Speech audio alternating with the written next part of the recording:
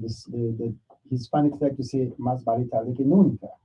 Better late than never. So it's good to be here. I hope that all of you connected with us this morning, whether by radio or internet, I hope that all is well with you and that whatever periods of distress and discomfort you might have encountered, that you have the strength and the faith to go beyond that, to rise up, to stand up again, and to continue with the race.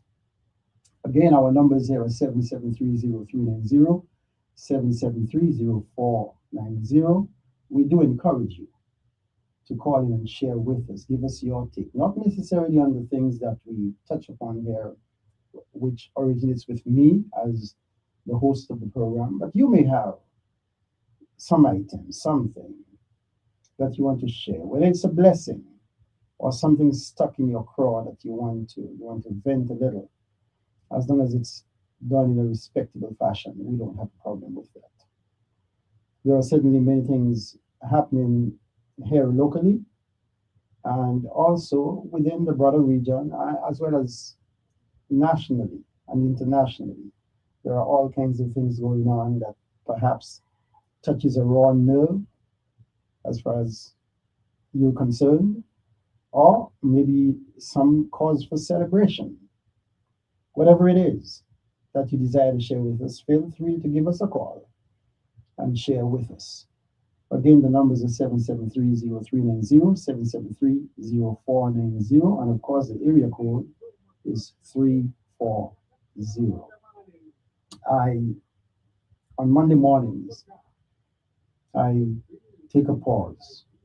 Just about every Monday morning when I host this program, I take a pause to acknowledge the existence of the Creator Most High, because I believe that I am a created being, and therefore there is a being responsible for creating me.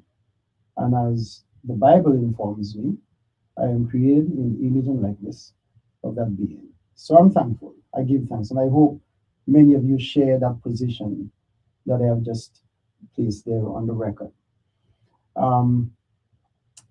I want to, it's a beautiful, bright morning here in the Virgin Islands. Reminds me that we just came out of the midnight, the darkness of the midnight, and we're into the brightness of the morning. So it's like we have a beautiful canvas on which to write the narrative of the day. So let's make it a beautiful narrative.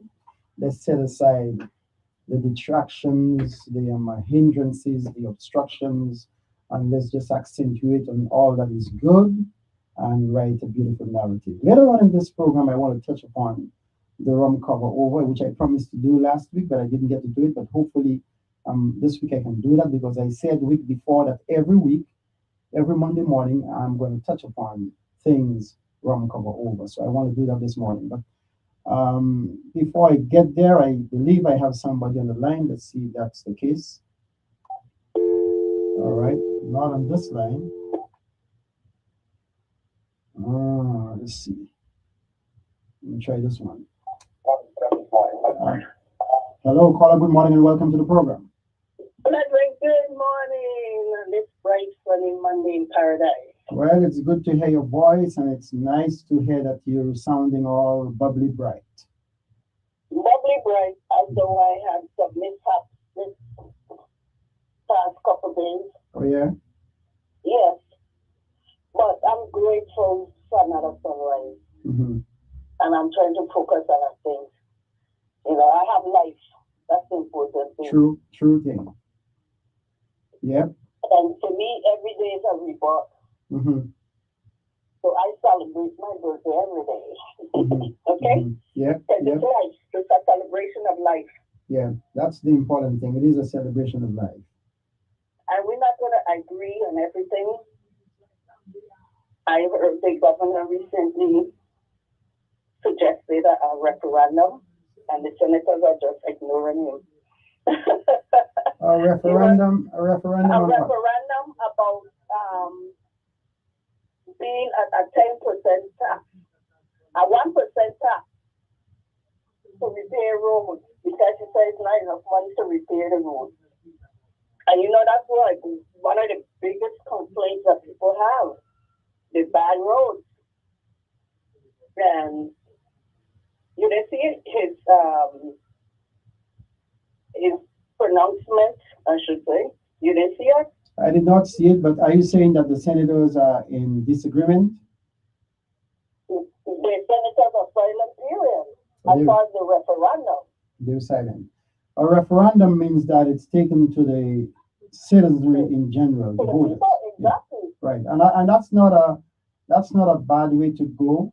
Let the people decide, but I would hope that the people would be adequately informed as to the true facts and circumstances surrounding government revenues. Because well, that's the problem.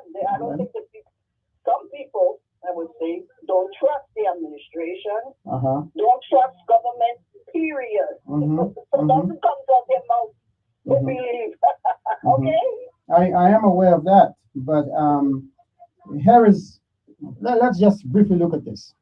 We have dedicated sources of revenues that amounts to millions of dollars annually that should go towards road repair. The question is, where are those funds being diverted to such that the funds are not available for road maintenance and repair? The government needs to answer that question. Well, the senators need to ask that question. Well, let's see what happens. But the senators are silent so far on the issue of a referendum.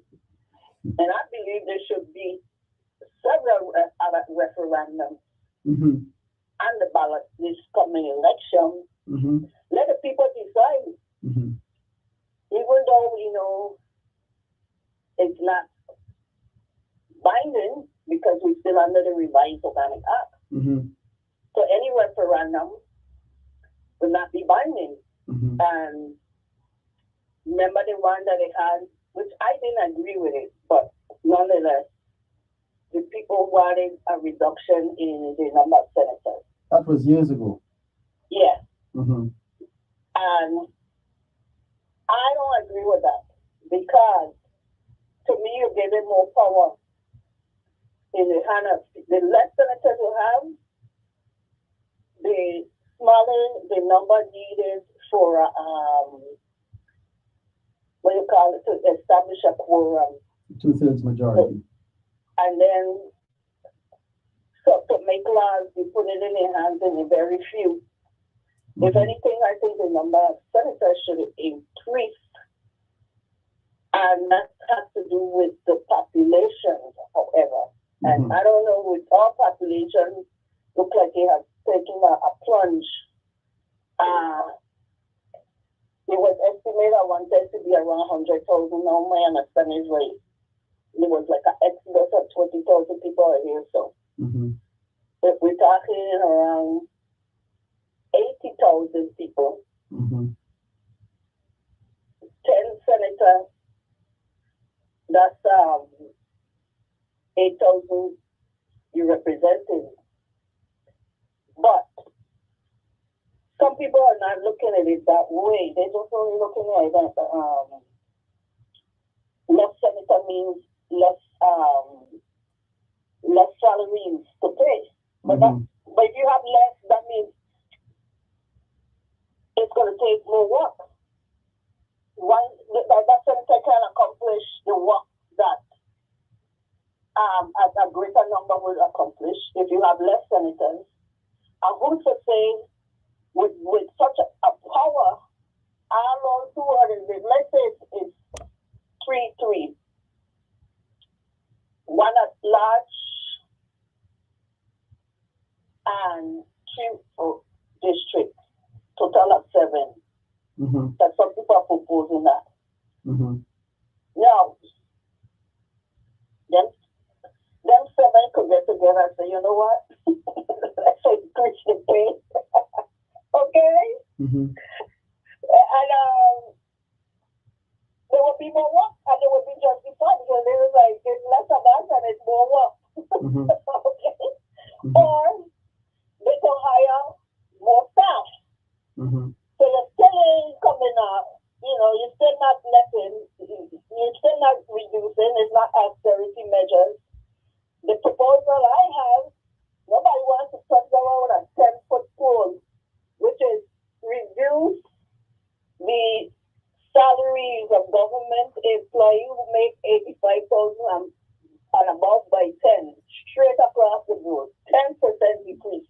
And then the argument will be, oh, that's not going to make a difference. It's going to make people feel better. So is that what we're going to boil it down? Just feel good? No, not just feel good. Knowing that you taking measures, even they say one field basket, it may not make a significant difference, but it will be a step forward toward austerity measures and sending a message. See, I'm thinking like a Republican now. Sending a message about all of this red tape, all of this overlap, the assistant to the assistant and all of that. Cut down, find other ways to reduce spending. Okay, other austerity measures. So start with that and lead to other things. But they're going to justify often a reason why that can't be done. But then at the same time, to get votes, increase salaries. And you increase salaries, and what happens? When I was making less, I actually have more in my pocket, because when you increase salaries, inflation goes up. Increase salary, I just went to took a real look at the things, prices for groceries in several supermarkets. A product that I would have purchased for, let's say, $1 a decade ago is now $10. Okay? Basic items that was cheap in the past when you were making less,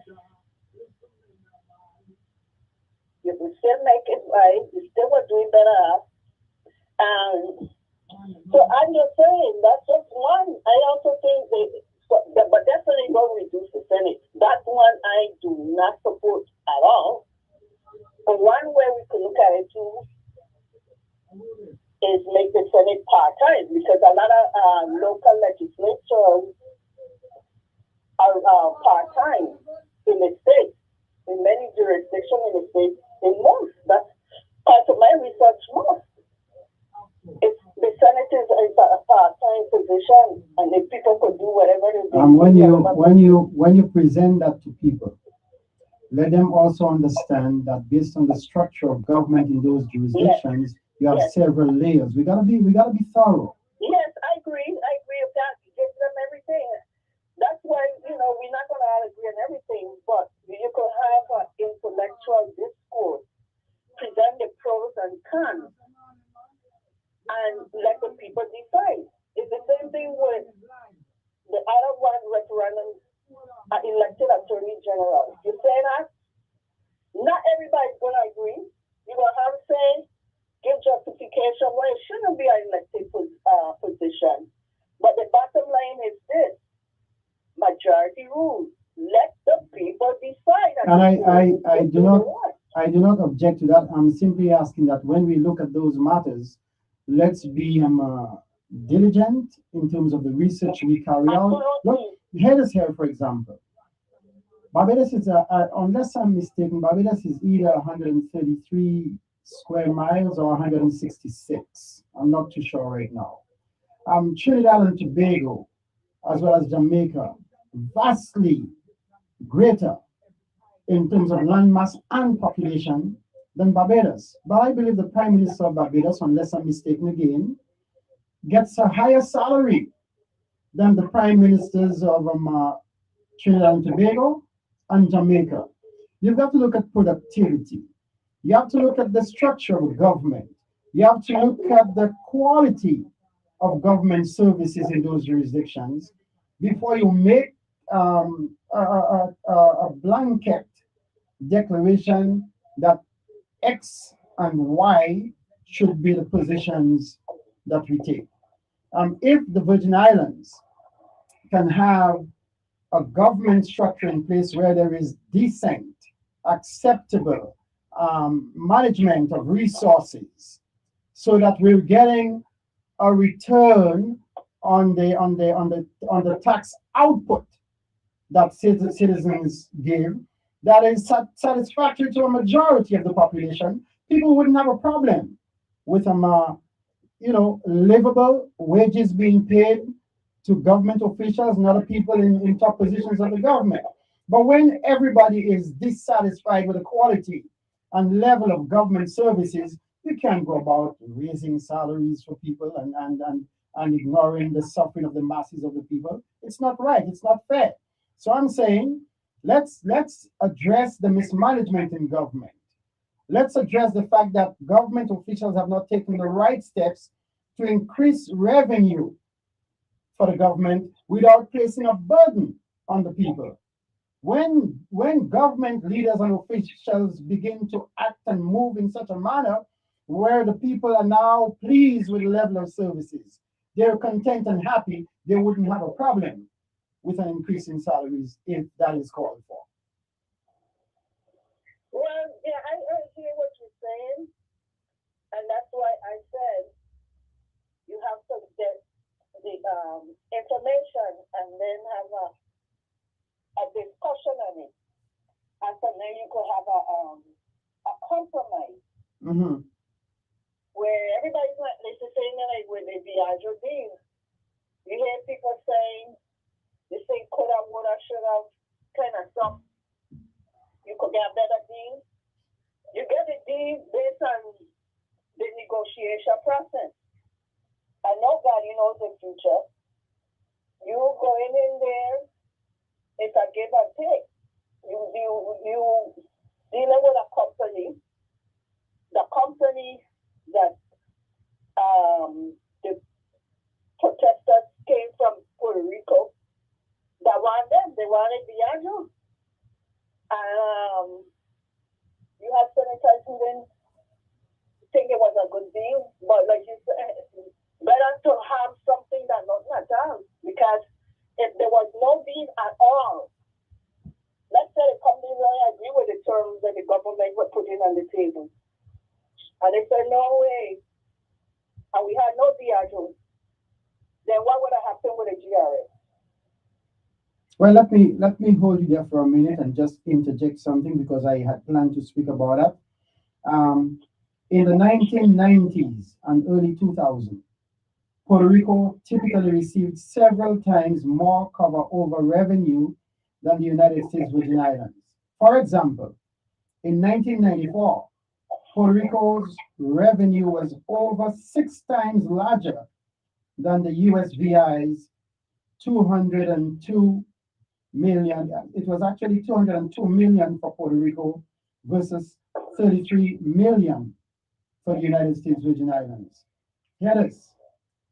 By the 2010s, as rum production in the USVI expanded, especially with Diageo Captain Morgan relocating to St. Croix, the territory's cover over totals increased sharply. In some years, the territory has been getting in excess of $200 million annually. So you want a comparison. And I can be a little more precise and tell and show you where. For example, I can give you some figures here.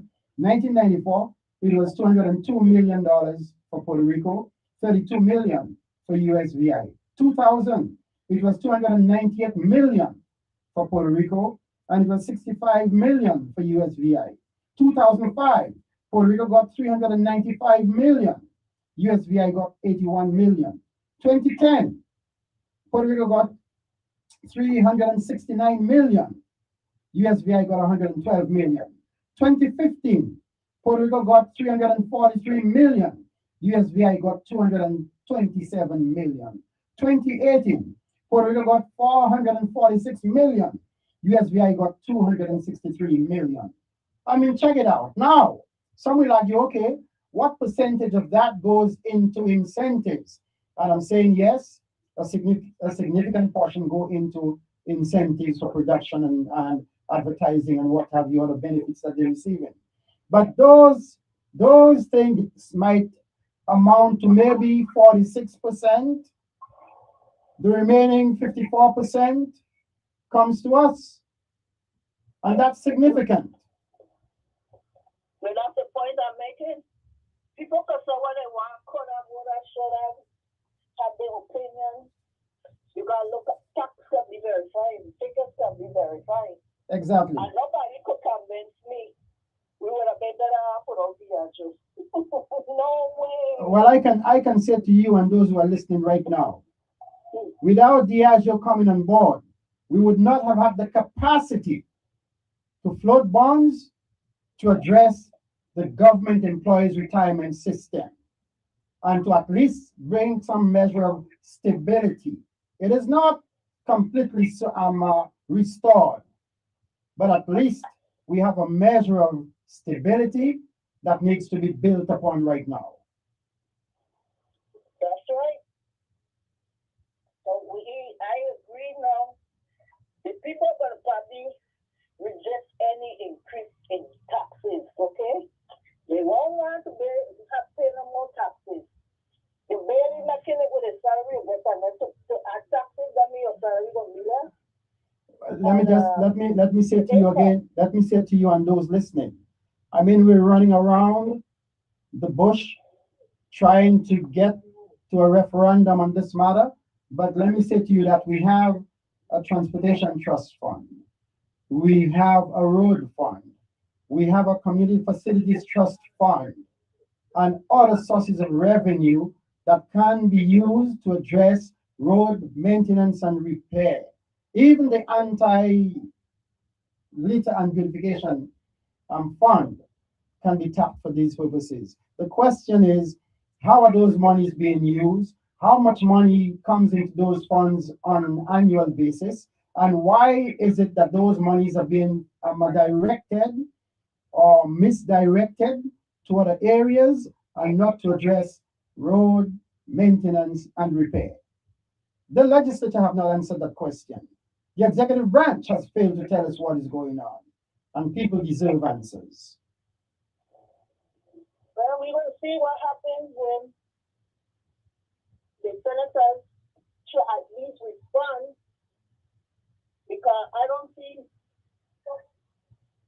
how it will affect their re-election if the decision is being made by the people in a referendum.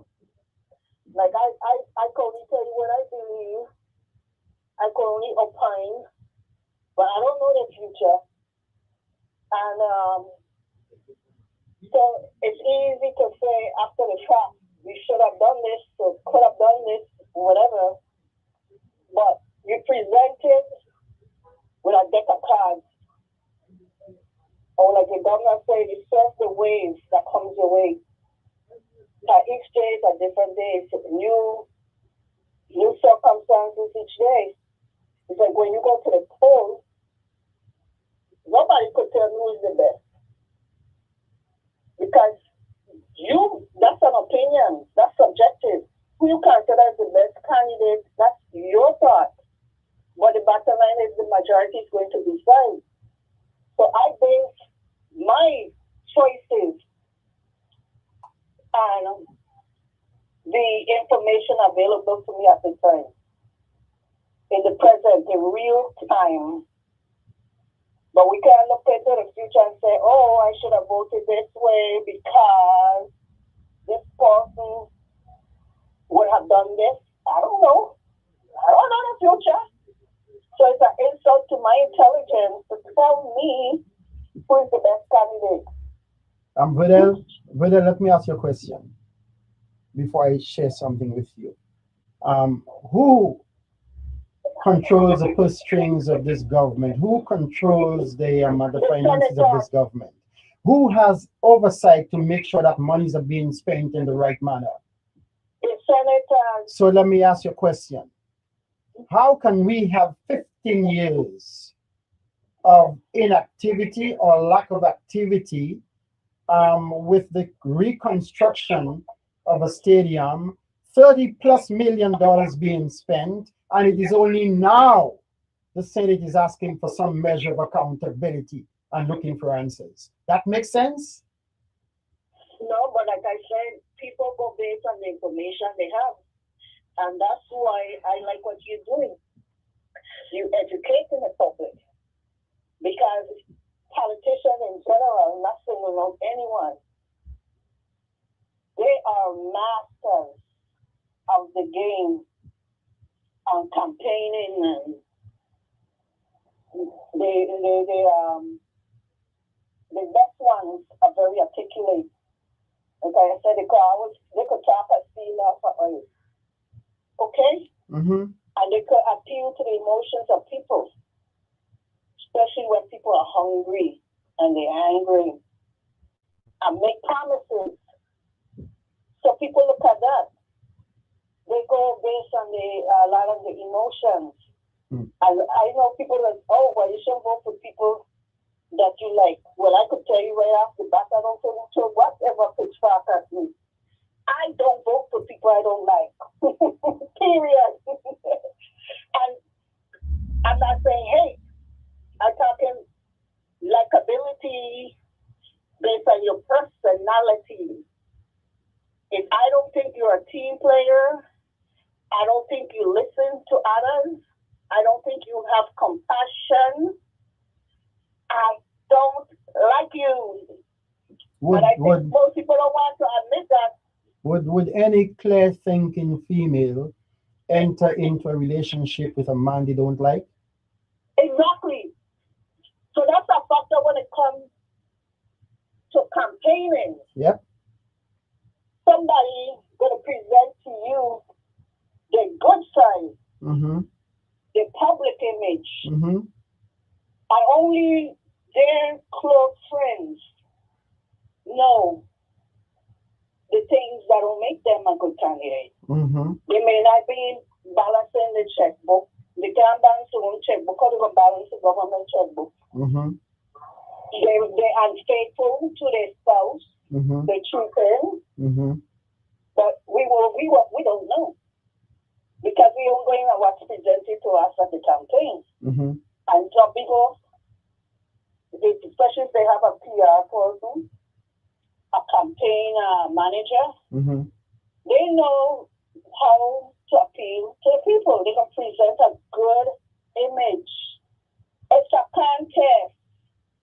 And popularity is involved. Yeah, it is indeed a contest. It is a contest. You don't truly know the person unless it's your husband or your wife or a close relative. You don't know the public figure. You only go with what they're going to tell you in the public. And of course, you look at their record. Your past tells a lot of how you will behave in the future. I mean, people could change. That's true. People could reform. But thieves, I got problem with thieves. Once a thief, I was a thief to me. And if you have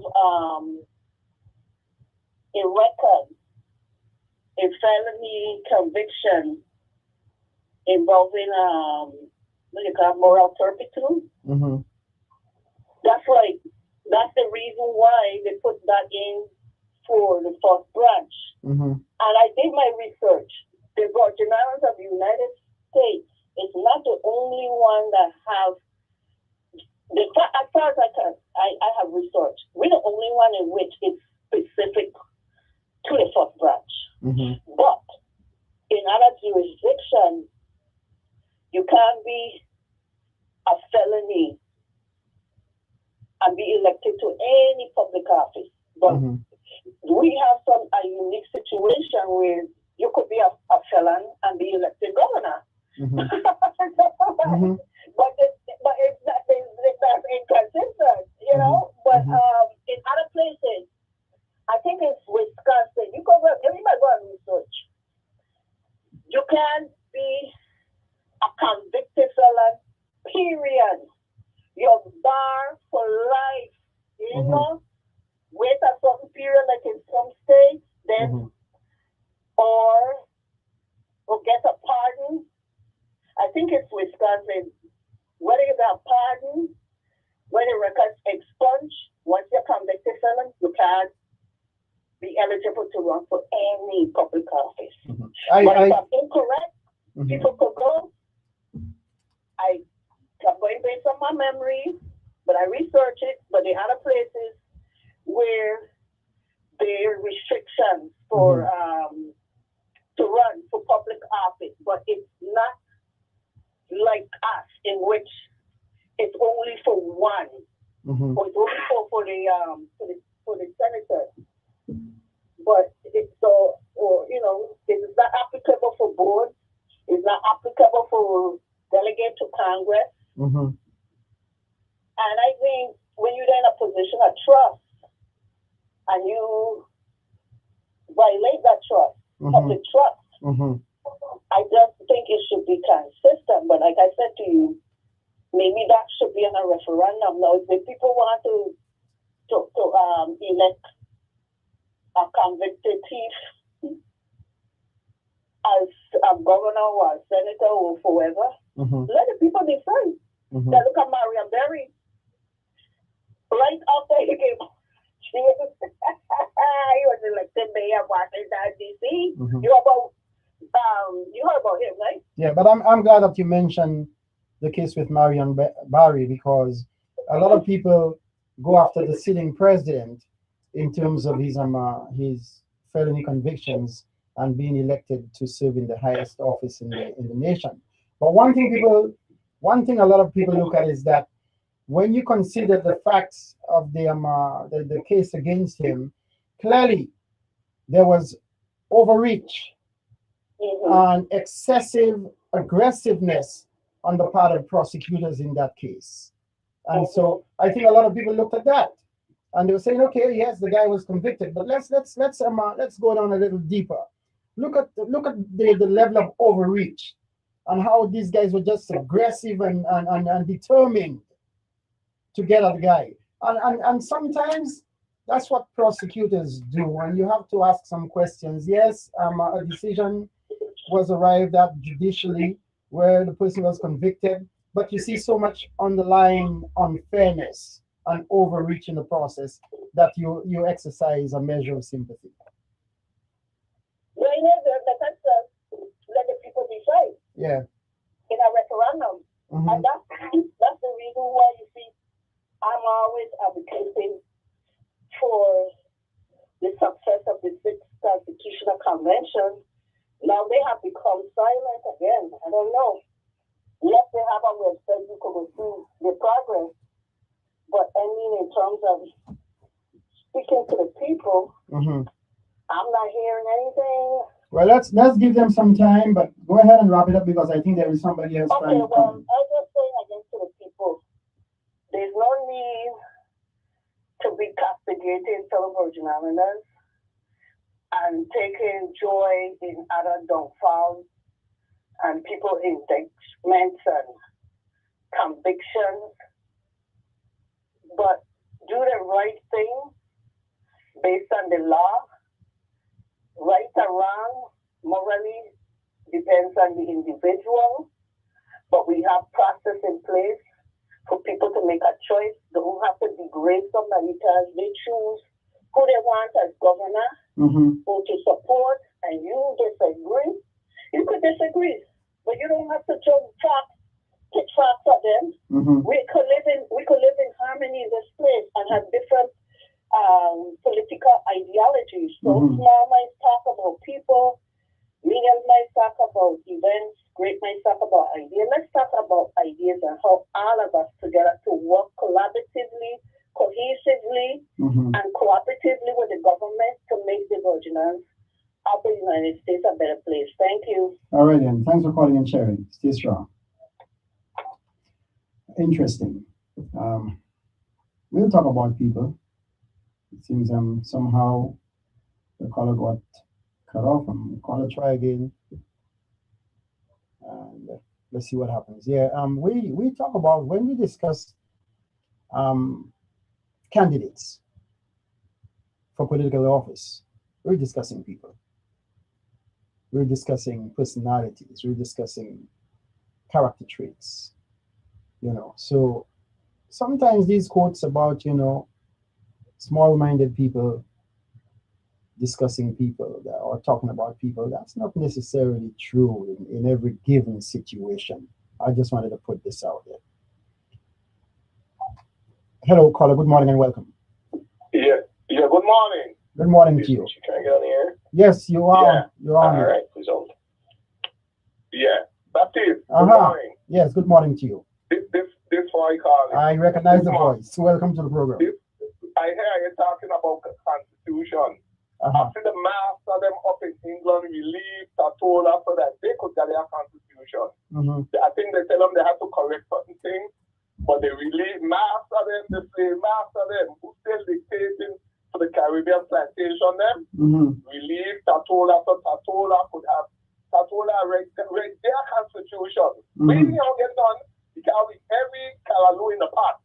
So it ain't happening. I start to say probably not my lifetime, probably after my lifetime we get a Constitution. But what I call you for. But hold on. Before we go there, listen. There is Kalaloo in the pot. We have a pretty large mix. But are you telling me that after so many years we've not come to a point of assimilation of the ingredients so that the broth can be palatable? Could be blended in mixed together. I said that. Yeah. And maybe my tongue, I don't care what people think of it. I voice my opinion. That's my opinion. That's everybody's opinion. They don't think like me. They can't think like me. That's why I'm calling you this morning. Because when I read that my governor, and the lady just said we shouldn't talk about people, but that's my governor. Yeah. He come up and said, no, we should pay a 1% tax to get a road and fix. When MAP was in MAP said they get the money for the road, they ain't fixing the road, they're building the website what? That's what people, that's our memory. Now today, because he got it out, he said that the legislature should put it on a referendum, let the people vote for the 1% to fix the road.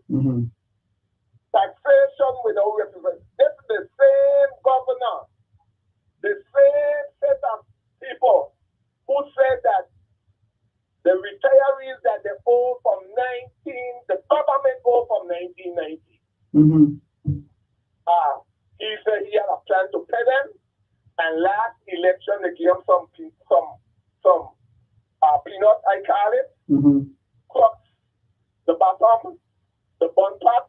After then, the people can't get no money. This under the same government. That's my boy, he personal. 2023 tax return ain't come out yet. Where do he expect the people of the Virgin Islands to get the money from? To pay a 1% might sound like a lot to them because it didn't beg it. 1% to the people who got to get raped by WAPA. High food cost, gas price. 1% is a lot.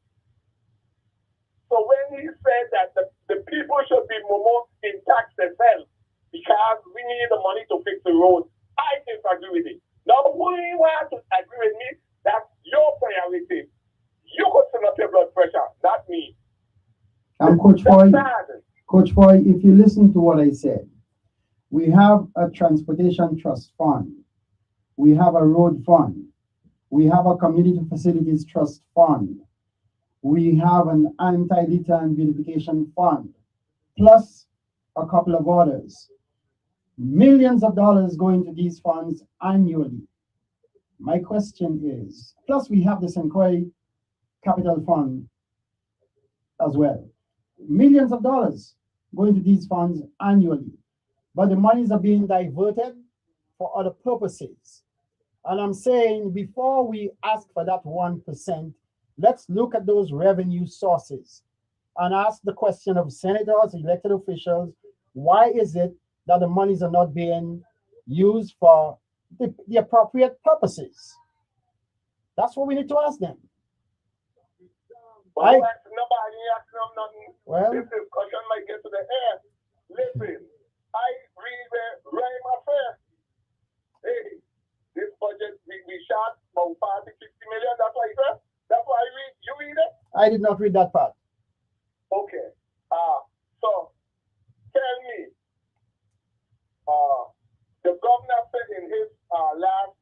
territory. So he said, I might give them some money, they say, but I don't know where I'm getting from. I'm not a fraud on the people. He know he ain't got no money. But he know that the senior, the same demographic senior them who going to the polls to vote will vote because it's a call. And it's wrong. How could you want to taxation without representation? Then he telling the legislature, put it on a referendum. With senator, during an election year, when the political swatch to themselves, bringing that nonsense on a referendum. Name one. You think one of them will do it? Can you get in? They're calling you. That's my boy. Impulse, coming with a dummy bill. A dummy bill says the landowners should be responsible to cut the tree them by the side of the road, cut the wrong your poles and wapper land, so that the bush them don't go up in the tree. Can you get in bringing that bill April 8th? A move bill. These are the kind of people send you home with the bill. I will send you home with the bill, but the Democrats they ain't gonna do that. They prefer to suffer under the no. Let me ask you a question, Coach Foy. Have you ever known of a police officer going to arrest a suspect and giving the handcuffs to the suspect and saying, "Go ahead and put these on your hands"? No.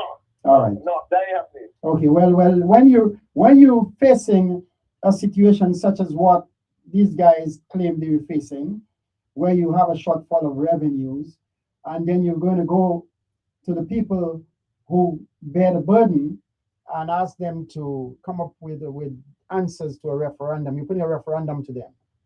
Go ahead and tax yourselves if you so desire.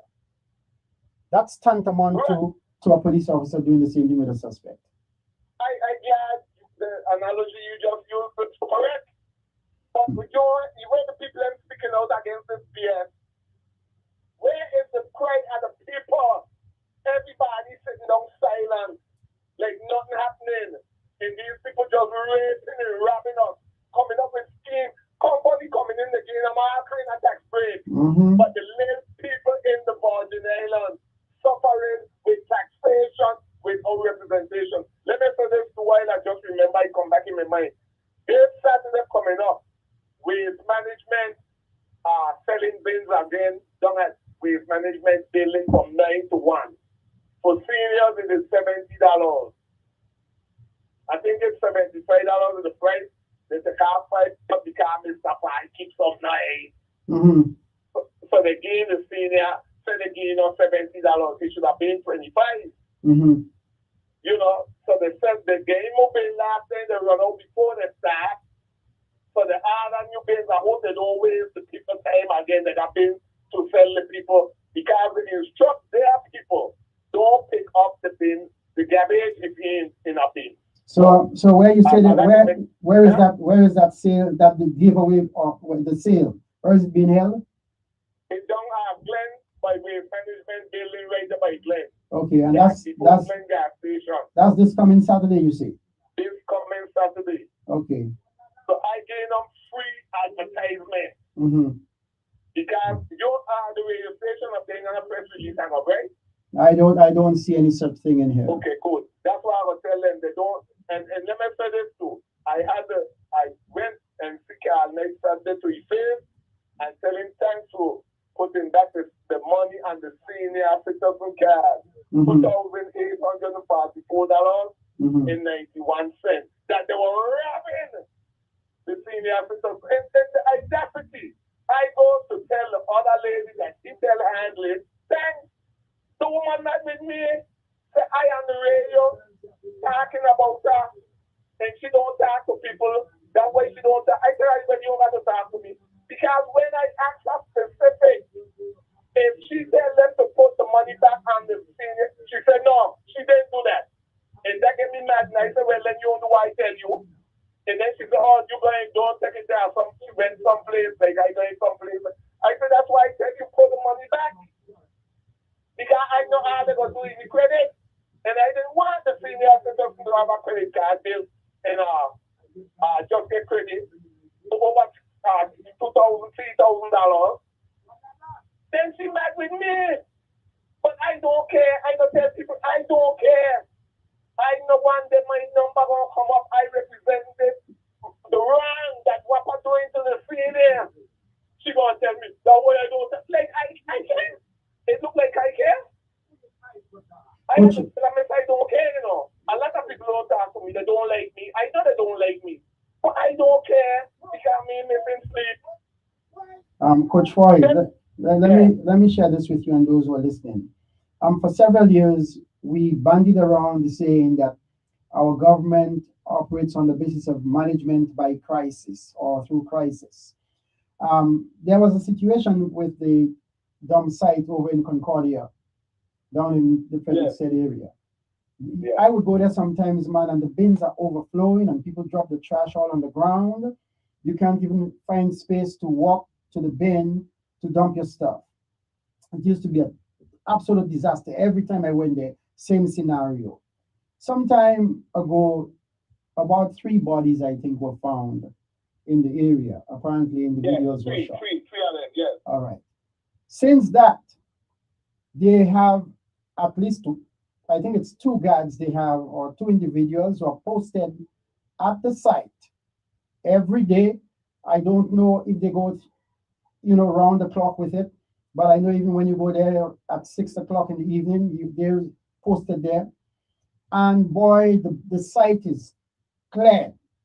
The bins are practically empty. In other words, there appears to be a schedule right now of emptying the bins in a timely fashion, making sure that you don't have trash strewn all over the place.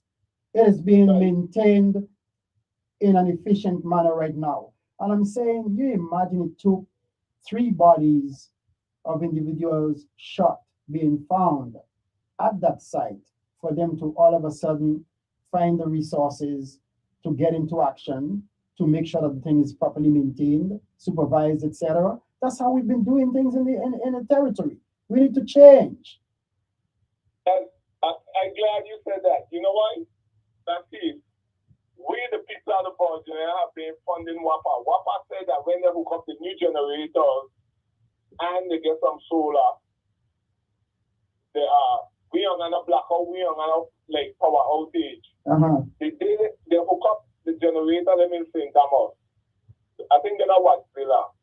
I'm sure which one we got Agreco, whichever one. They got solar in St. Damos, I sure hook up. But every other day, St. Thomas out of power for hours. And not one St. Thomas you hear complain. Not for hours. This is money that the people at the Virgin Islands, they go to PSC, that come to our bill, and we pay for. That's like, I think all they go do is rob us. All what I have been doing for years, and nobody held accountable. But nobody should talk about it. The other day, St. John was out of power for hours. The couple days, St. Thomas out for hours. But nobody say, wait, stop raping the people of the Virgin Islands. Stop lying and deceiving the people.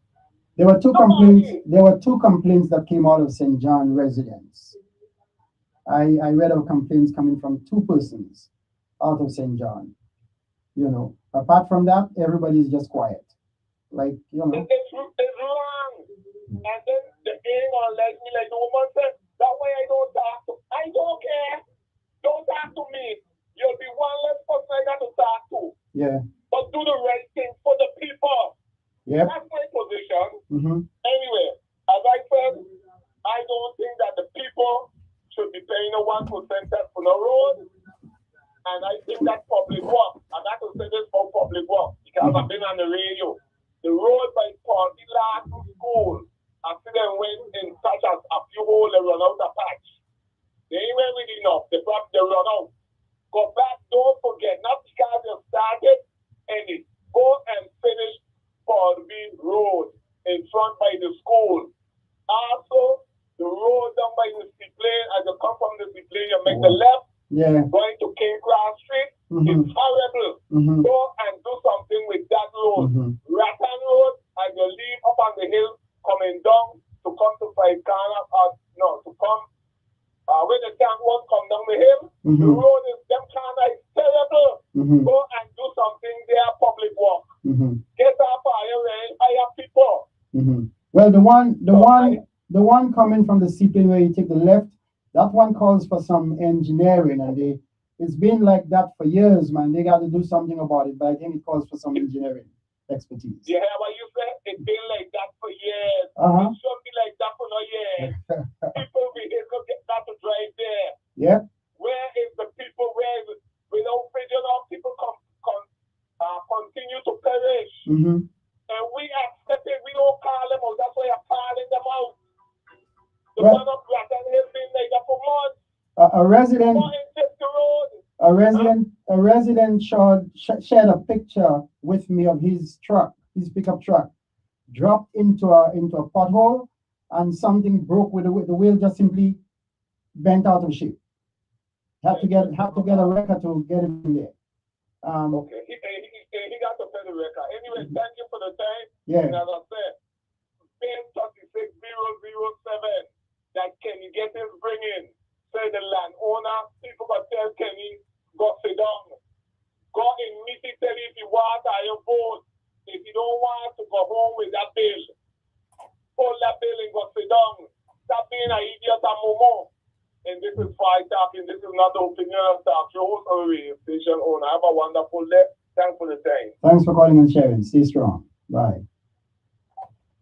All right. Let me see if I can just, like I mentioned to the caller before, relative to the ROM cover over. Let me just, in a nutshell, let folks understand what this ROM cover over is all about. It refers to a federal program in which the U.S. government collects excise taxes on rum produced in the United States Virgin Islands and also in some foreign jurisdictions. And they cover that back to the territories, USVI and Puerto Rico in particular. It goes back to USVI since 1954, but Puerto Rico has had it for a much longer period of time. It is based, the amount returned to us is based upon the amount of rum produced in the territory and exported to the mainland. But we also have a portion of monies coming from foreign jurisdictions. Monies collected and rum produced in some foreign jurisdictions, collected in the US and being shared between Puerto Rico and USVI.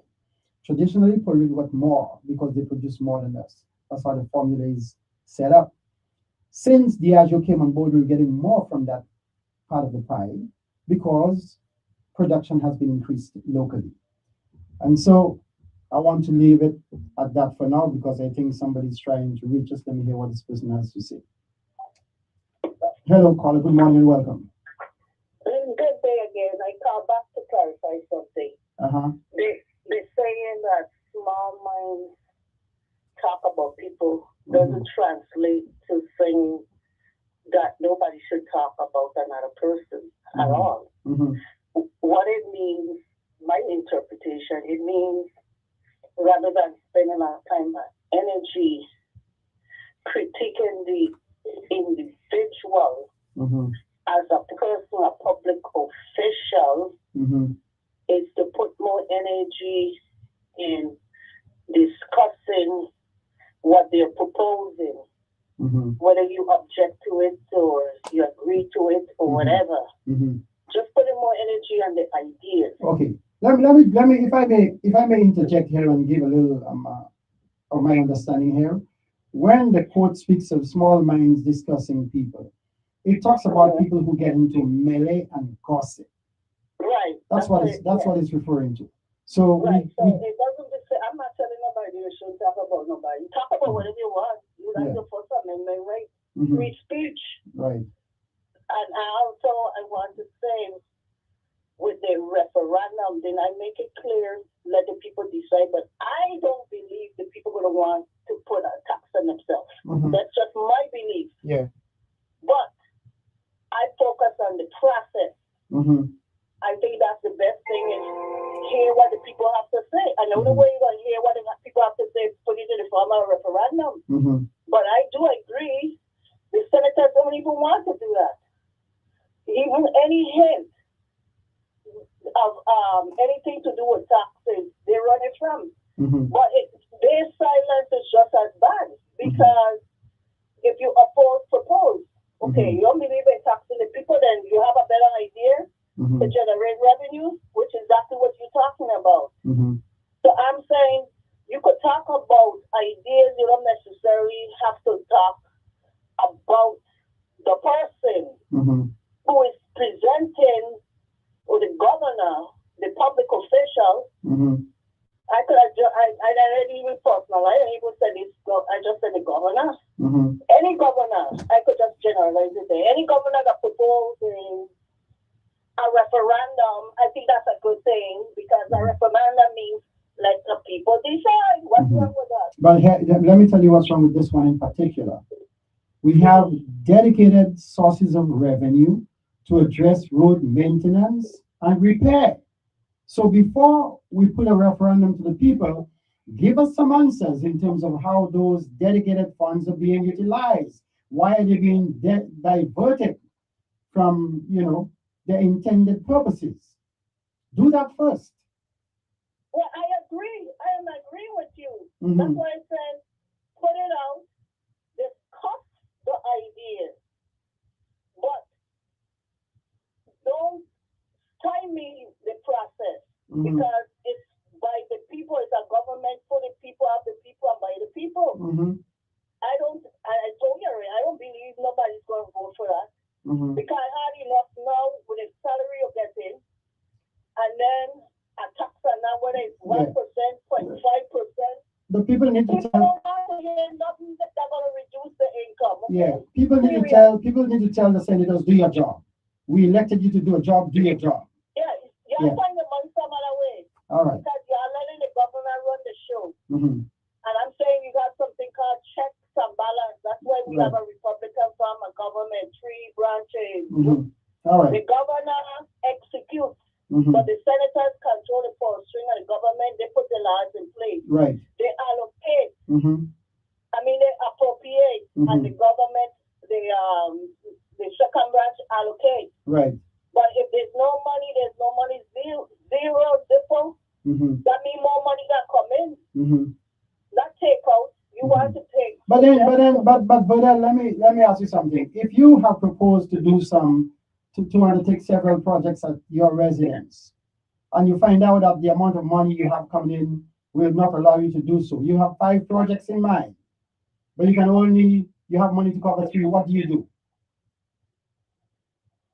Okay, say that a little slower. Let me see if I could grasp what you asked. I'm saying to you that you have proposed to undertake 5 projects on your property.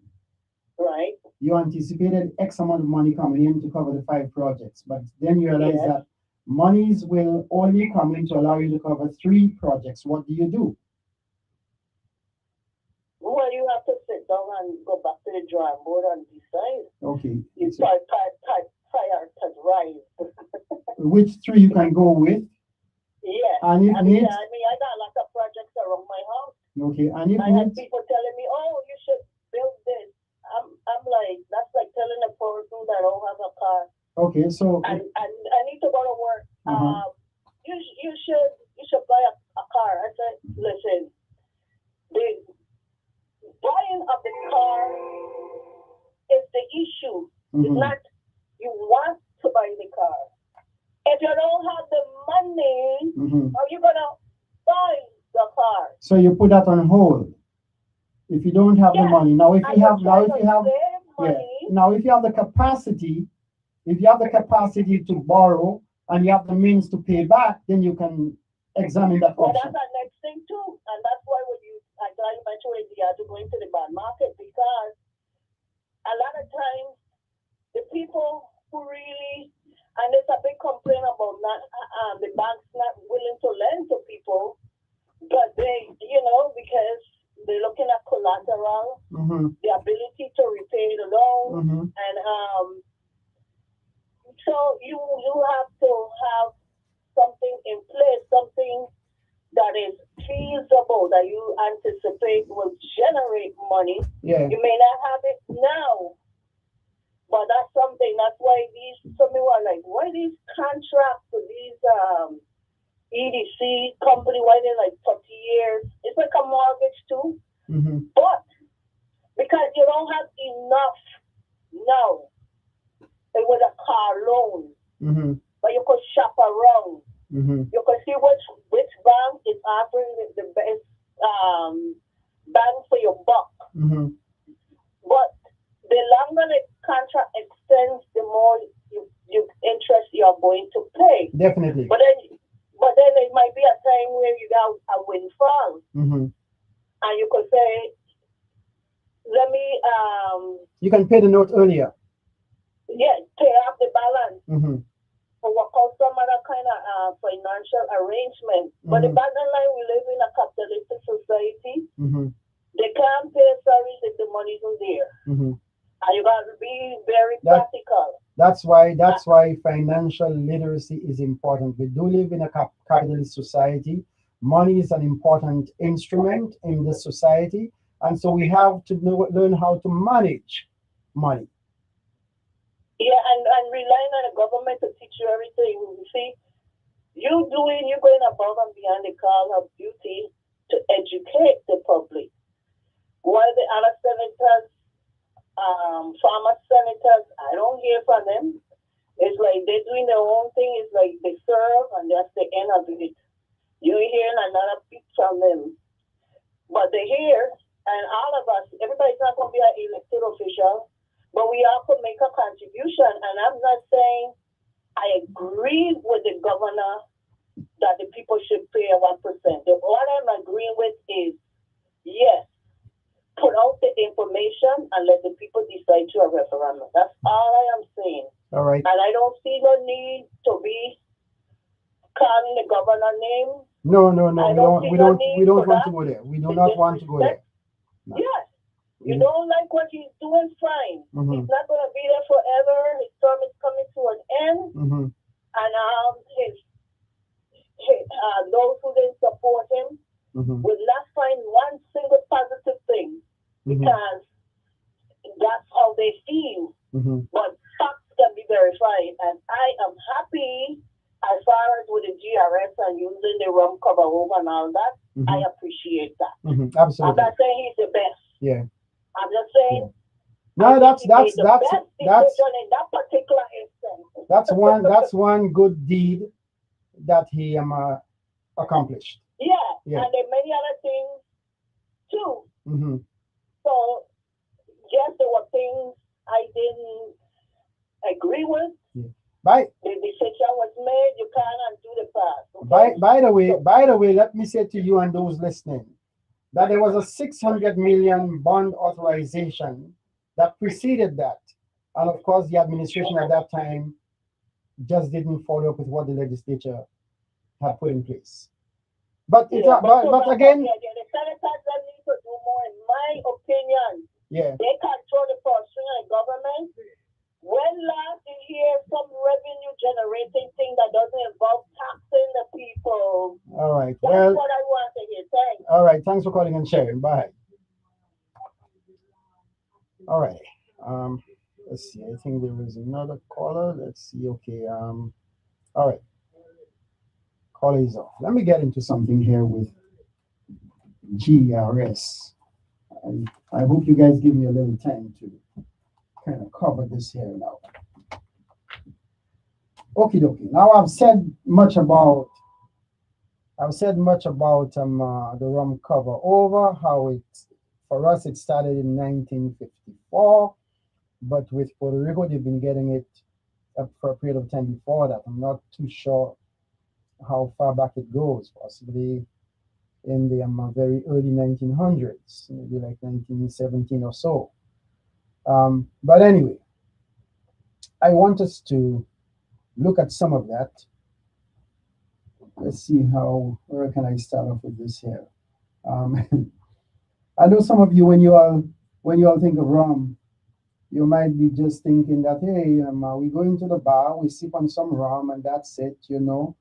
But there's a lot of history that goes into rum making in the Caribbean area, you know, and what it's meant over the years, similar to what we see with tobacco products coming out of the region. But let me just say to you here that, you know, for our territory, United States Virgin Islands, rum produced here is a major source of government funding. I want to repeat that. The rum produced here, especially bulk rum, which is shipped to the mainland United States, is a major source of government funding locally. What the government does with that money, all the money we're getting? Well, a portion of it goes to satisfy incentives given to the rum companies. A portion goes towards satisfying incentives given to the rum companies. But let me just share this with you. Most of the money affects our pensions for government employees. It affects our schools in terms of supplies and maintenance, healthcare. Some goes towards the roads that we were hearing people talking about, putting a tax via referendum to address that. It goes towards addressing police needs and many, many other things. Again, recently legislation was passed establishing the rate at $13.25 per proof gallon. Before that, it used to fluctuate, and that created problems in terms of the lack of certainty in terms of how much the government was going to receive. But that, for now, has been taken care of. It doesn't mean that the Congress cannot come back later and say, hey, listen now, we're just repealing this thing. And if they were to do that, it's absolute disaster for us here in the territory. I'm telling you guys, absolute disaster if the federal government should just say, we're getting rid of that, period. But for now, it's permanent. We're getting $13.25 for every proof gallon, which is collected on rum exported to the mainland. And we're getting a little more, because there is a portion coming from foreign jurisdictions that's shared between Puerto Rico and USVI. And our share is pretty good right now because we have two companies producing. We should have had a little more. Let me just tell you a little of what's done with that money. Pensions. The Government Employees Retirement System, or GERS, depends on this because it pays out monies, pensions, to our retired teachers, nurses, police officers, and other government employees. Without the rum cover over, the system would have collapsed. It was the rum cover over revenue stream that the government used to put in place that special purpose vehicle whereby they could float bonds to address the shortfalls, the shortcomings of the system. It is not a permanent fix. But there was a time when government retirees didn't know what the hell was going to happen with their pensions. We were hearing all kinds of alarm bells going off. The system has 3-4 years to collapse. Retirees were going to experience payless pension days. For now, there is a measure of stability. Retirees are getting their pensions. They're not scratching off their heads and pulling off their gray hairs, trying to find out what's going to happen with the system. There is a lot more work to be done. The senators have gone to sleep, like Rip Van Winkle. They need to get up and begin taking the necessary steps to put in place a permanent fix, if I may. All right. Our schools, rum, revenue funds, addresses, salaries, utilities, maintenance, and other necessities of the school system. The rum revenue also goes towards healthcare, especially the portion that goes into the general fund that can be split between the different aspects of government services. And that covers infrastructure, public safety, and several aspects of government services. Let me just say that I mentioned earlier that our best case scenario right now is that we have a permanent source of revenue coming to us, which is reliable. There can be little fluctuations in terms of the local companies not producing the volume expected. there can be some fluctuations in terms of the sale of rum in the US market. But these things would be marginal. However, the scenario we don't want to experience, which would be worst case scenario, is if the federal government, because we got some Congress people who can get into a rogue mood and just say, man, we want to just discontinue this thing. That would be absolutely disastrous for us here in the territory. So we hope it doesn't even come to that. We hope our representatives on the congressional level can so perform so that, senators and Congress people don't even think about such a thing. It's an African American community to a large extent that we have here in the territory.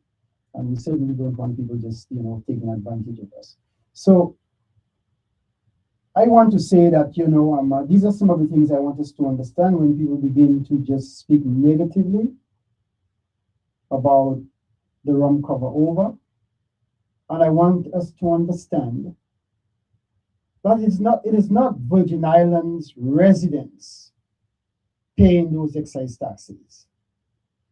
The excise taxes are collected by the federal government on rum produced here and in some foreign jurisdictions.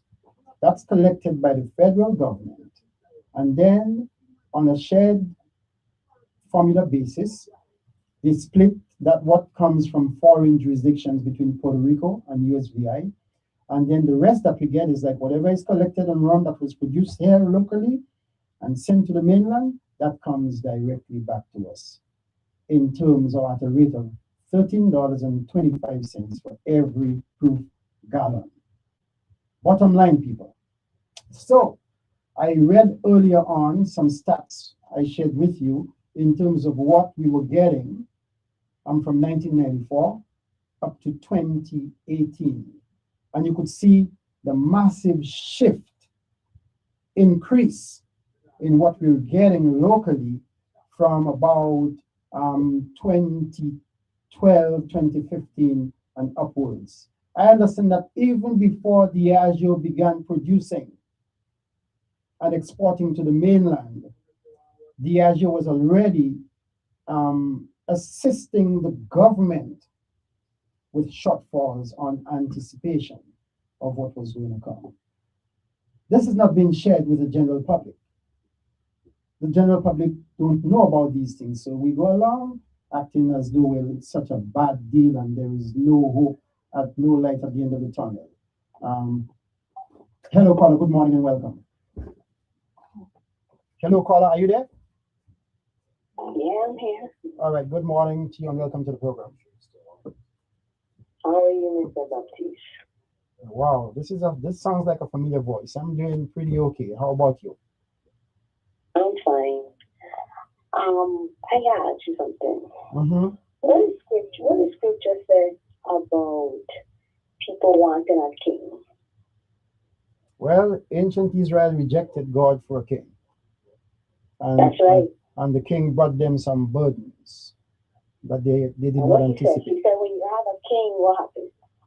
You're gonna send your children to war. You're gonna put tax burdens upon you, all kinds of things to bring you distress and discomfort. I remember just checking. Let me ask you another question. Y'all have access to the Jeffrey Epstein's files, don't they? We're reading about it, what's being disclosed in the media. We can glean from the files some of the sordid abuses and what have you that went on. Okay, so you could probably search and find out what the conversations were like with your present governor and Jeff Epstein himself. We've seen that. When it comes to like DPNR and all that. But I remember, Mr. Baptiste, one time he was on your show and I called in and I asked him a question like I asked you. If you know anything that's happening corrupt, you don't tell the people. He said he will tell the people. I can understand why. So they started running. She and them files too. Yeah, her name is mentioned in the files. Alright, so okay, so we got all these people that in these files and they running. This is gonna be the ideal time to see if the people of the Virgin Islands, if they're crazy. Because this is the ideal time right there that we're gonna see how far can somebody be involved in corruption and we're gonna still put them in. So it's like a milestone right here. This election will be like a milestone. So my thing is, you have enemies and they're in plain sight. They have agendas because they already what? They already vowed allegiance to something else. Mm-hmm. You know them by the things on their cars, the compasses. These people are always aligned with these Freemasons. Always. So my thing is, until the people really want some change, we don't play this thing over and over. This is gonna happen over and over because we're in a loop. It's a loop, right? Mm-hmm. So we got Republicans now in the office, right? Mm-hmm. I haven't been listening to the radio, but I don't know if Robert Moorhead is on because boy, I like to call his show. I don't know if he have a show still. Yeah. Hold on. You're talking about the senior Mario Moorhead? No, Robert Moorhead. Oh, you might have missed that. Robert passed away, you know. What? Yeah, Robert passed away. Oh, I didn't know that because I listened to the radio. I just happened to come on the radio, listen to the radio today. Yeah. But I remember they were saying that Republicans are better in office. All of this is joking to me. Mm-hmm. But I remember people saying this. Oh, we got one in there, boy. We got one in there, and he's showing his colors like no tomorrow. Mm-hmm. So my thing is, I talking to the Virgin Islanders right now. Mm-hmm. I need I to start stocking up. I need I to start what we call prepping because we're going on a ride. We're going on a ride. We are going to make sure that the Most High is going to make sure that our generation understands how we used to be took place back then. Mm-hmm. We are seeing our world changing right before our very eyes so drastically because their goal is to pull you back in slavery. Don't tell me until I'm not telling them.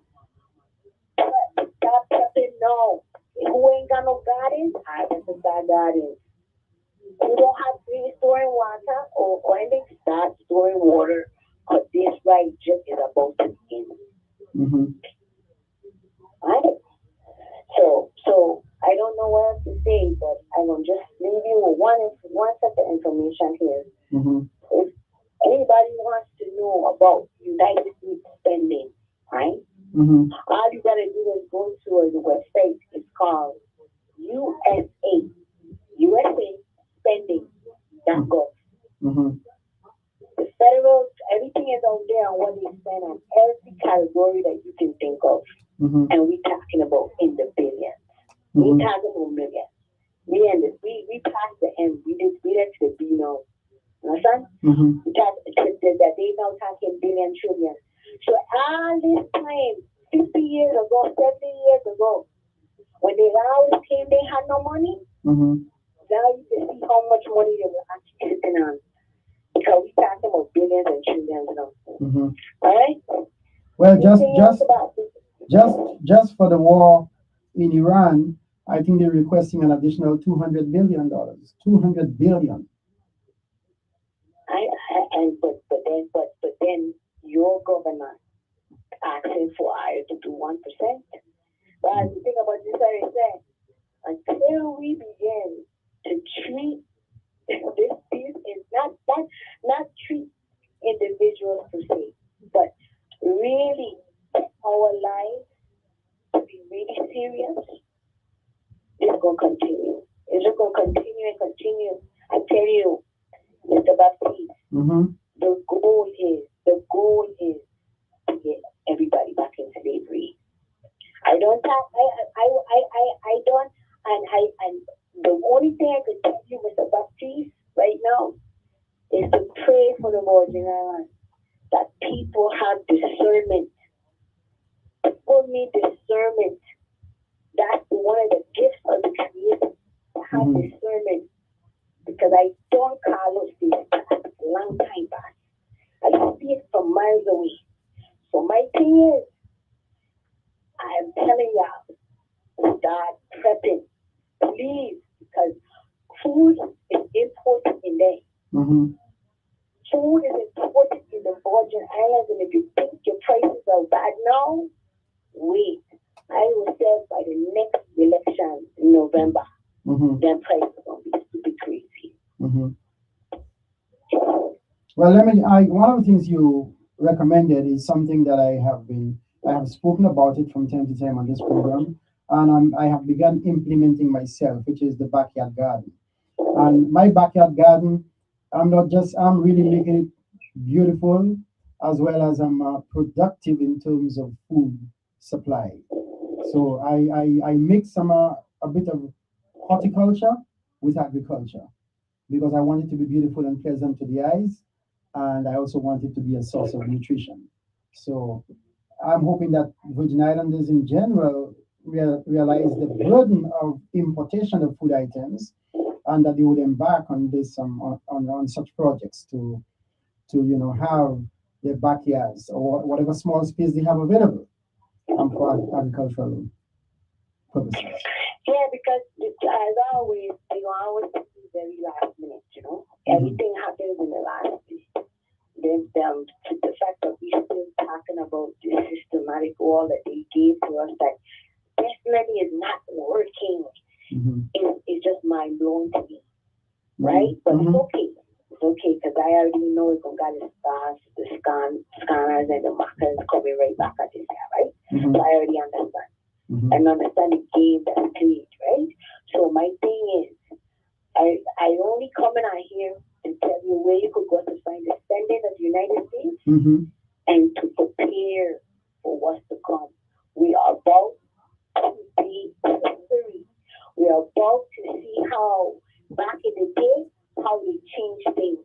Back in the day, how they implemented things. We are gonna live through a time that no one is gonna never forget. So therefore, just I like to go back to the Baptiste. If you ain't been praying, or whoever ain't been praying, it's time to start. Have a great day. Thanks for calling on, Sharon. It's good to hear your voice after such a long absence.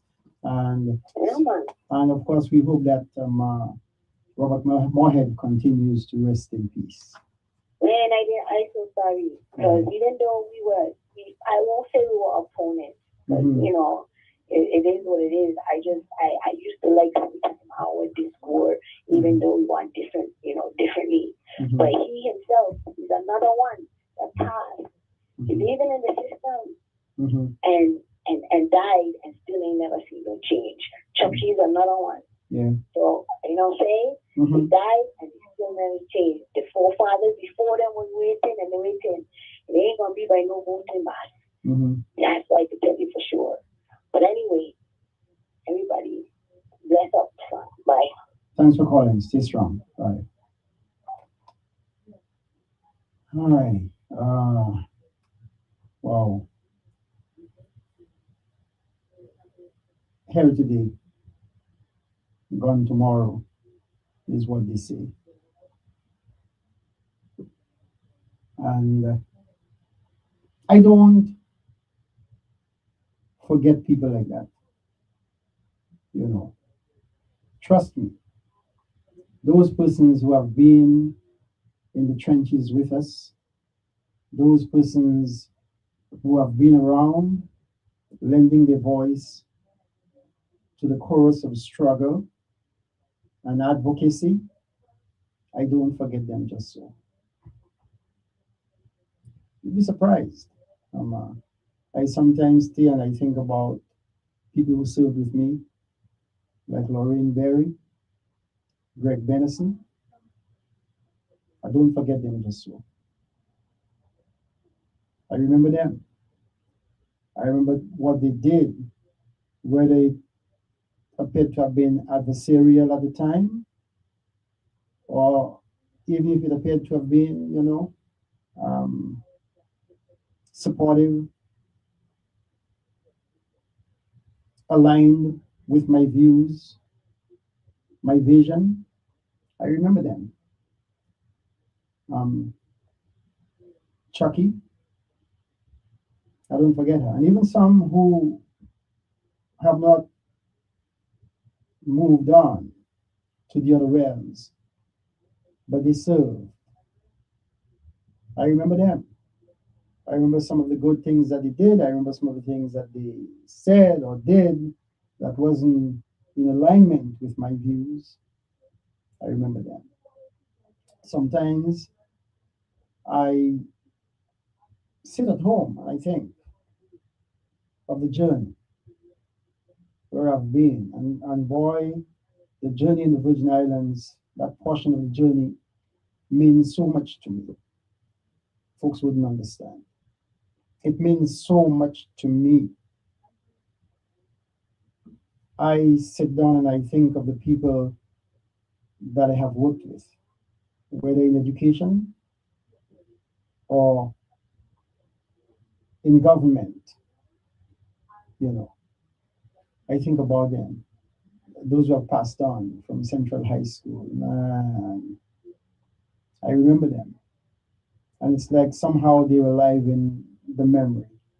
That's why occasionally I come here and I've done that on about 2 or 3 occasions where I came to the studio, to this program, and I called out the names of individuals who served in the various departments at St. Croix Central High School.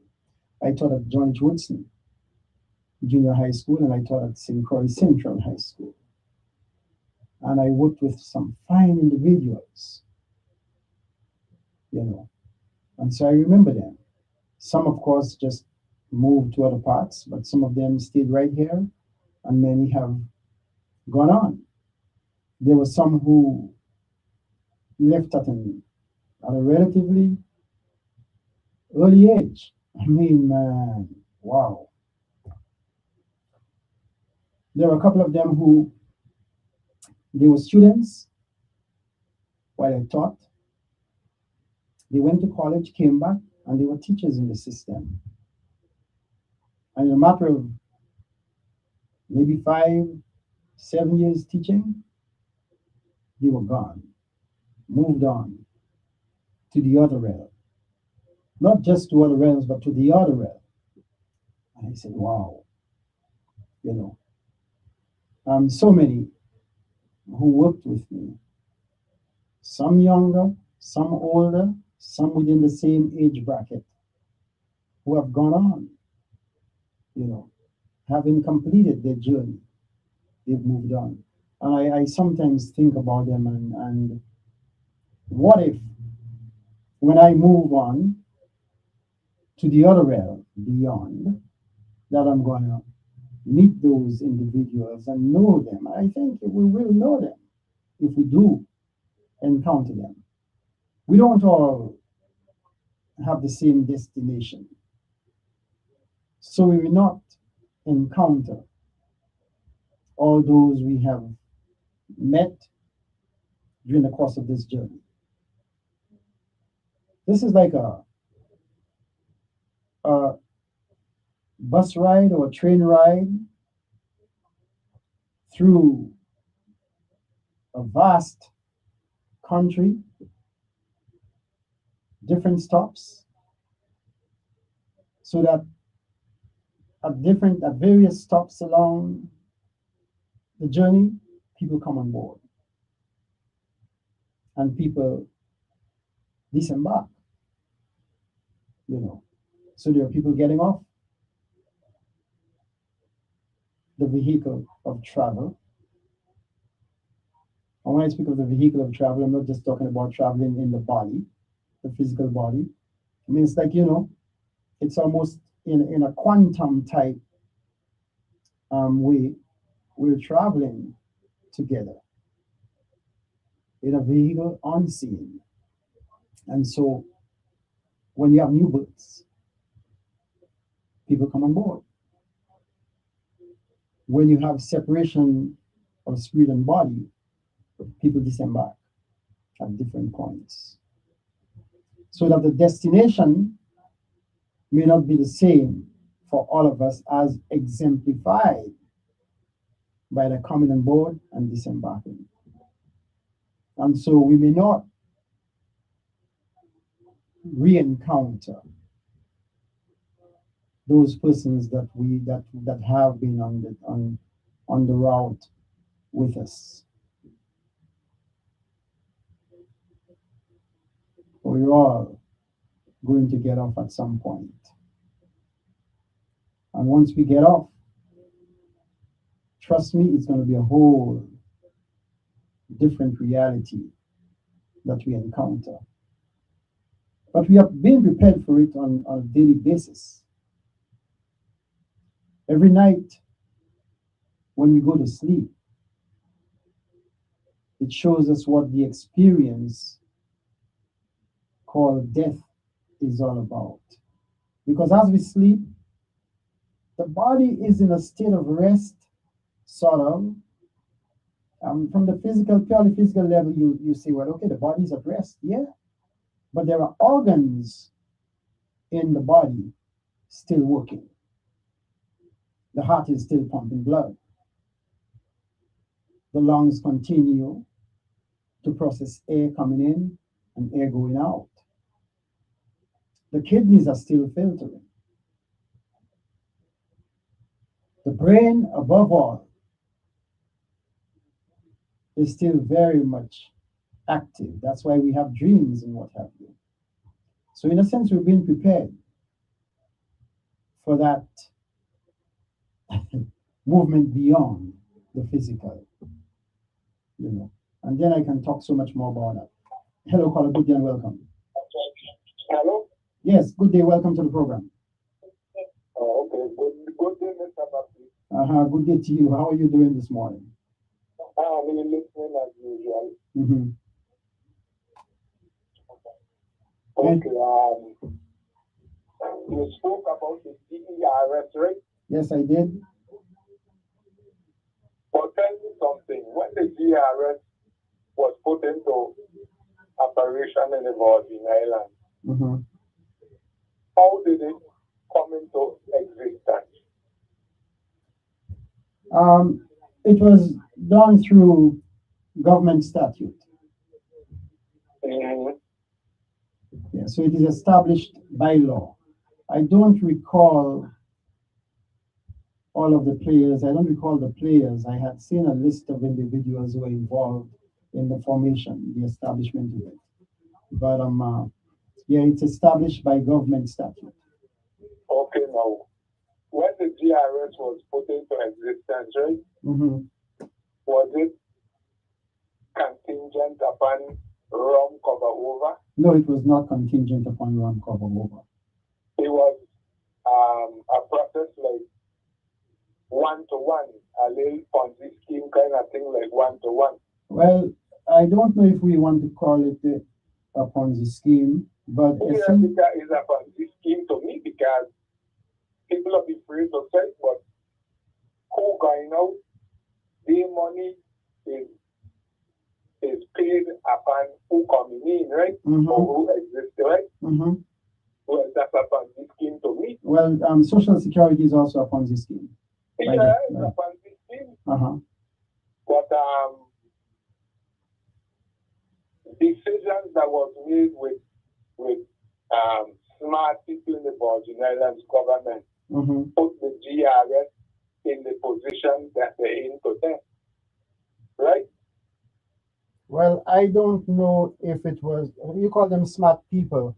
We all regardless of level of intelligence, we all sometimes do miscalculate and take missteps, if I may. Yeah, I just said smart because, you know what I mean? But they make decisions that put you in the position, GERS in the position that you got to worry about from cover over and the Senate find a way to shore up the system. But when it started, it was supposed to be something like 1-to-1 or something like that. Right? When it started off, essentially the way how the system works, the employees of the government put in a percentage of their earnings into the system. The government matches that, whatever is put in. Yeah, I know all about that. You know. Okay, and so, but the monies are supposed to be invested to grow, so that there is a pool of revenues that persons can tap into to get them pension as they retire. And you're right about the fact that new employees coming on board essentially support those who are retiring, going out of the system. But that's just like new people being born today will be responsible for burying those who passed away.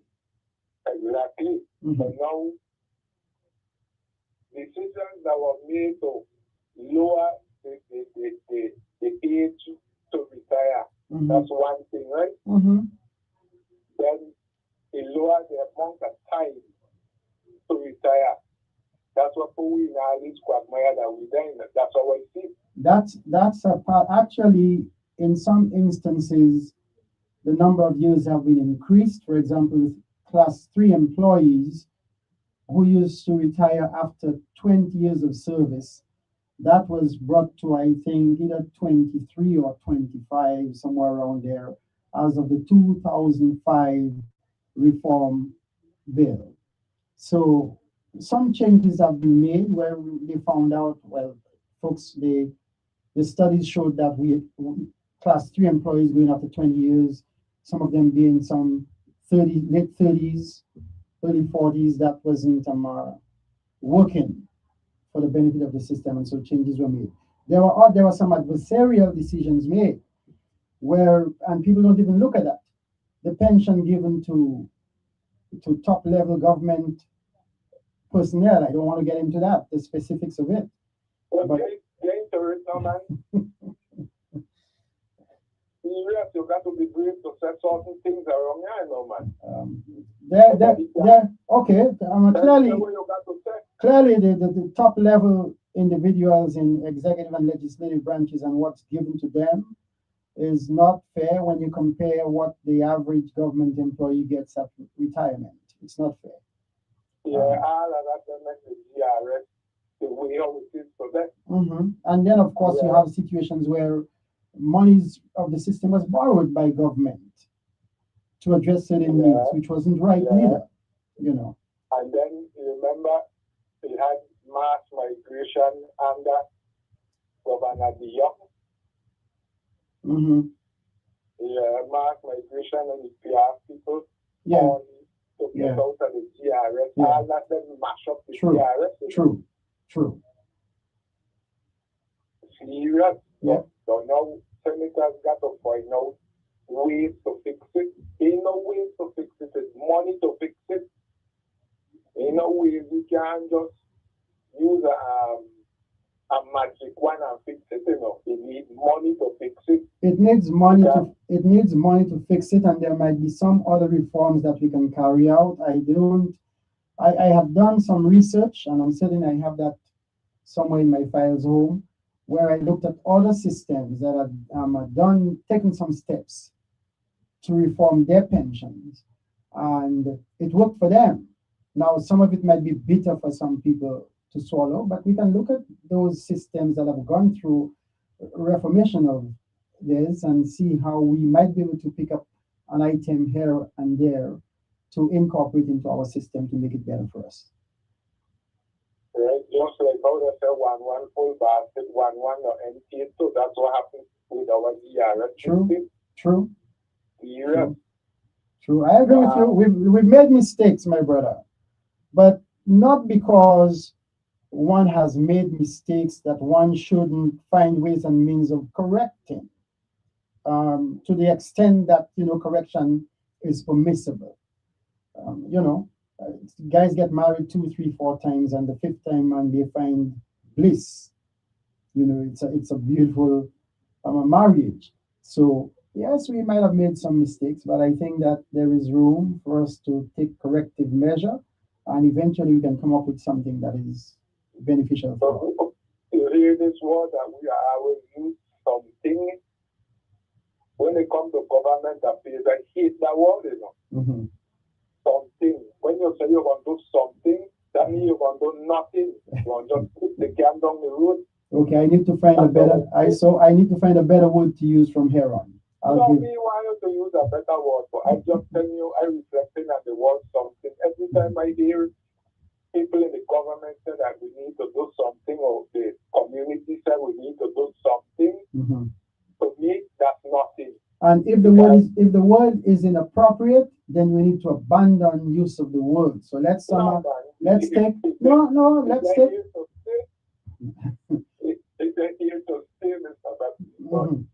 But every time I hear people say we got to do something, Mm-hmm. I just don't even listen, because I hear that word from the time I was a little boy, Mm-hmm. something to do. Mm-hmm. And then when you look, nothing is done. Mm-hmm. Mm-hmm. But anyhow, Mr. Baptist, another thing, right? As I listen to everybody talk about, when we talk about our problems in the Virgin Islands, Mm-hmm. the last word that I said, we got to pray about it. To pray about it. Yeah. You don't find that kind of strange? I believe in taking corrective action. Pray about it. That's the conclusion we don't come up with. Pray about it. Mm-hmm. Mr. Baptist, my great-great-great-grandmother pray about it. Mm-hmm. My grandmother pray about it. Mm-hmm. And if they didn't get up to do about it, Mm-hmm. nothing would have been done. True. You understand? Mm-hmm. That's how I see it, So if you can just tell me pray about it, just for instance, right? If you go in the church and ask the church people for help, the first thing what the preacher gonna tell you, pray about it. That every week they're picking up your money in church. That's what the preacher says. Well, you know that. You know that. Based on what I know, I have been affiliated with one church where, especially following Hurricane Hugo, people came together. People from Texas, Arkansas, and so on. They came together. They pooled their resources. They bought generators and different things for members of the congregation down here.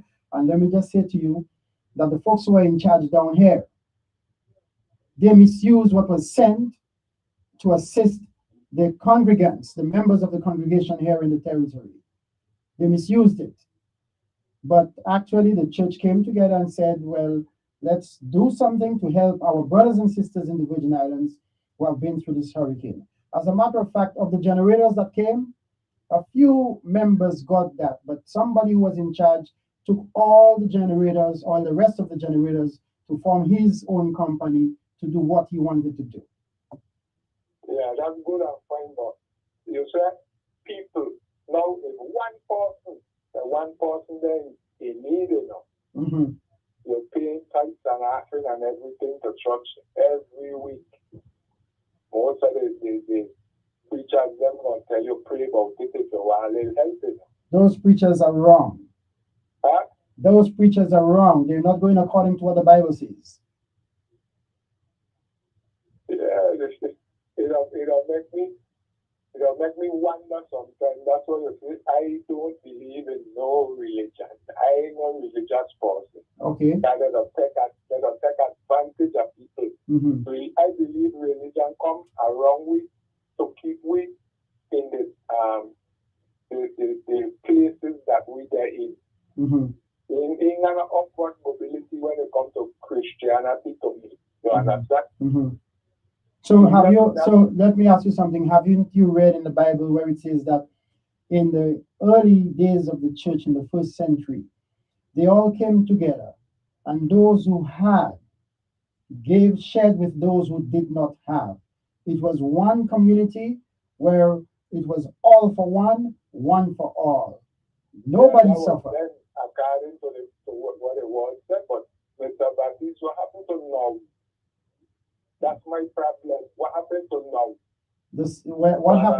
What happens to now is the degradation, the lack of decency and progress that we've seen all around our communities. When you grew up, look at the times when you grew up compared to now.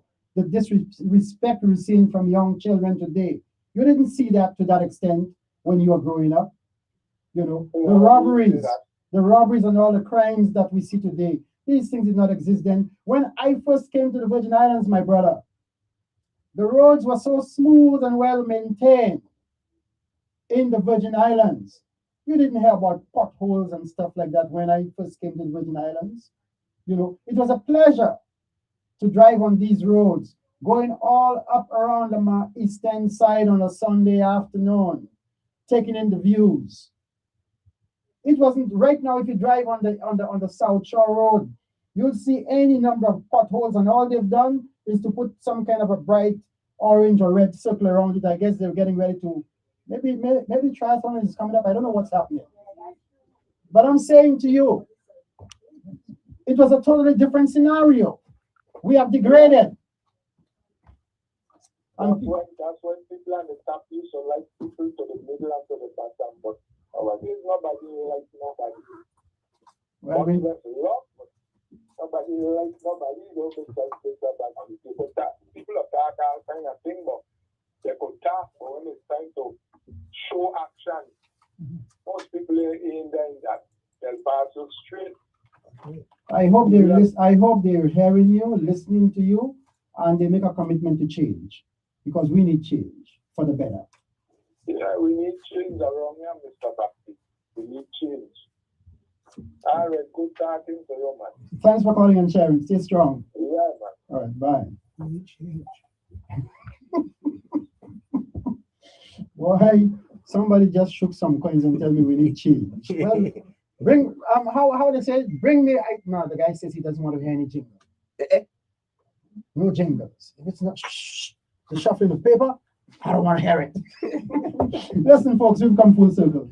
I want to thank all those who shared, whether by calling in or just simply listening and taking in the points and views and doing something about it.